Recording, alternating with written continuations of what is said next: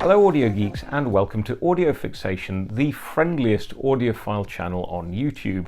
If you are new here, do consider hitting that subscribe button just below the video. So today's video is going to be the first in a series looking at options for streaming audio at home. Now, although I love my collection of CDs and vinyl records, as you'll know if you've watched my other videos, nothing beats the versatility or convenience of streaming music around the house, whether it's my own offline FLAC files or using services such as Tidal or Qobuz, both of which offer lossless playback quality. Streaming is no longer the sole domain of low-quality mono Bluetooth speakers, but it's integrated into many high-end hi-fi setups, and there is a wide range of options available to suit every budget. We're going to be looking at some of these options, including products such as the Cirrus OneCast, the Bluesound PowerNode 2021, and I'm even going to show you my own budget Raspberry Pi DIY streamer. But today we're going to be looking at a new product from iFi, the Zen Stream. If you've watched my reviews on the iFi Zen DAC V2 and the Zen Can, you'll be familiar with iFi's budget-orientated Zen range. With their distinctive, unconventional looks, fantastic build quality, decent internal components and outstanding value, the Zen products are designed to appeal to the beginner or intermediate audiophile on a budget. And I loved the Zen DAC V2 in particular. So can iFi hit another home run with the Zen Stream? Let's take a proper look at it now. So first things first, the Zen Stream fits very nicely with other Zen products, with its quirky design making a nice change from the usual black or silver boxes you typically associate with this kind of product. It is compact but feels robust, weighing in at just over 500 grams, and it stacks really neatly with the Zen DAC V2, as you can see here. The front panel is quite simple, offering two small buttons for the power and Wi-Fi connectivity, and there are also two prominent LEDs which indicate connection status and whether it's playing a stream. I like the attractive brushed aluminium look of the front panel. The LEDs are also not too bright even when you're listening in a dark room at night, which is comforting. Round the back is where the real action happens, and you can immediately see that the Stream offers both a wireless network connection as well as an Ethernet port if you do want the most reliable streaming experience. It also offers 3 digital outputs, and you might be surprised to see that it offers no line-level RCA stereo outputs.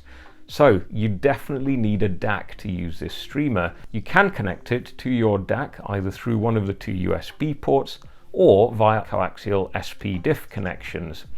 I've tested them all and they work well, although you will get the best experience through USB in terms of high-res music support. Speaking of which, the Zen Stream can handle up to 384 kilobits per second PCM stereo or DSD256 files natively. The USB outputs have what iFi term active noise cancellation built in, which supposedly reduces medium and high frequency noise from the digital output. The SP-DIF connections also feature iFi's iPurifier technology built in, which once again promises to clean up the digital signal. You'll notice that there's also a USB-C connection, but don't get too excited because it's purely for connecting the Zen Stream to a computer to update the firmware. Now, we all know that network setup can be really complicated at times, but thankfully with the Zen Stream it's an absolute breeze. You just have to use your laptop to connect to the Zen Stream interface, and from there you can integrate it very easily into your home network. The brains of the Zen Stream comprise a decently powerful 64-bit ARM Cortex processor, and it runs a highly optimized version of the Volumio software, which you can interact with from your mobile device, for example. Now, iFi has uploaded some easy to follow getting started guides on YouTube, so even if you're not that tech savvy, I think you'll be up and running in no time whatsoever. So with the preliminaries out of the way, let's get on to the important stuff. How does it function? How does it sound? Well, thankfully, the Zen Stream ticks both of those boxes with some style. So for the purposes of my testing, I initially had it set up on my desktop, hooked up to its natural partner, the Zen DAC V2, to form a nice compact streaming stack for headphone listening. I also moved it to my lounge and connected it via a coaxial cable to my Cirrus DAC-X, which in turn is hooked up to a Cirrus 8 amp driving PMC FB1 floor standing speakers. And finally I connected it via USB to the Cirrus OneCast, which I'm reviewing at the moment, and that is currently driving my absolute super favourite speakers, the LS50 Metas. So in terms of getting music to the ZenStream, I incorporated it into my Roon setup. Despite iFi suggesting that Roon Ready certification isn't quite there and coming in a future firmware update, it seemed to me that Roon had no trouble identifying and streaming perfectly to the Zen. If you look at the signal path, it shows the lossless transmission that I'd hoped for. But the ZenStream is no one-trick pony. Instead, it's an absolute veritable Swiss Army knife in terms of streaming goodness. It's got Tidal Connect and Spotify Connect functionality out of the box, allowing you to get going with your music from those services very, very easily. Its interface also allows you to play from any DLNA compatible music server, hardware or software, and it also provides support for the Signalist HQ Player software, if that's your thing. And if you want even more compatibility, it also happens to support the AirPlay 2 and Chromecast protocols. So yeah, no matter what you use to stream, you can be sure that the ZenStream is probably going to play nicely with it. If you look at the back, there is also this little fiddly mode selector switch, and iFi say that that is to allow you to use it in a dedicated mode, either, for example, a Roon Ready mode or a DLNA mode, and it turns all the other software optimization off, so there's no unnecessary noise or interference from the processor. I would think personally that that would make minimal difference. I've just left mine in total compatibility mode, if that's the thing. iFi, correct me if I'm wrong. In terms of network connectivity, I predominantly used it in wireless mode connected to my Google Home mesh network. And I have to say, I experienced very few dropouts and stutters using Roon.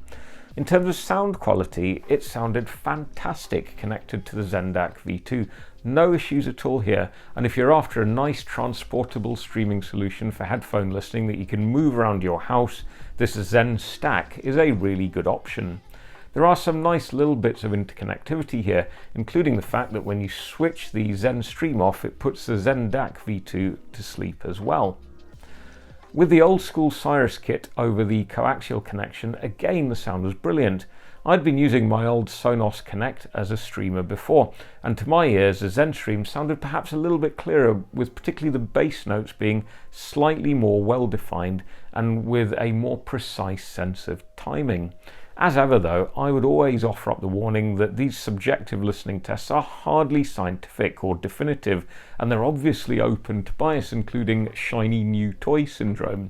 Remember, in the grand scheme of the signal chain, I think your speakers, amp and DAC, in that order, are going to dictate the final sound a lot more than a streamer outputting what is after all a digital signal. Now there will even be some of you watching who'll maintain that any digital source going through any given DAC will sound the same. Jitter, interference and all that be damned. And actually you may well have a point, but I don't have the high-tech objective measurement equipment to prove or disprove that. But let's just all agree that the ZenStream certainly offers up a fantastic digital stream which the rest of your hi-fi setup can make the most of. The ZenStream is not going to bottleneck even a high-end hi-fi system, in my opinion. Now, I particularly enjoyed using the ZenStream with the Cirrus OneCast, which of course is also a streamer in its own right, although not as versatile a one as the ZenStream, as we'll see when we review that particular product.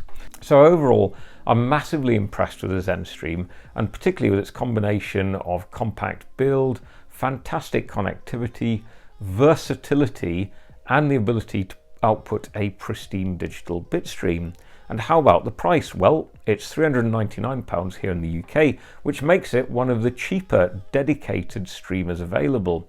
Probably one of its closest rivals would be something like the Blue Sound Node 2021, which costs £549, but that does have additional features, including an integrated DAC and an HDMI input, along with the arguably superior Blue OS software experience. But for me, the ZenStream comes in at a really attractive price point for what it offers, and it's a great way to upgrade your desk or hi-fi rig to take advantage of all the streaming options now out there. So it's a real pleasure to award the ZenStream an Audio Fixation Silver Award. Please do stay tuned for those looks at the Cyrus One Cast and the Bluesound PowerNode 2021. I'm really excited about those. But until then, guys, stay safe, enjoy the music, and I'll see you in the next video.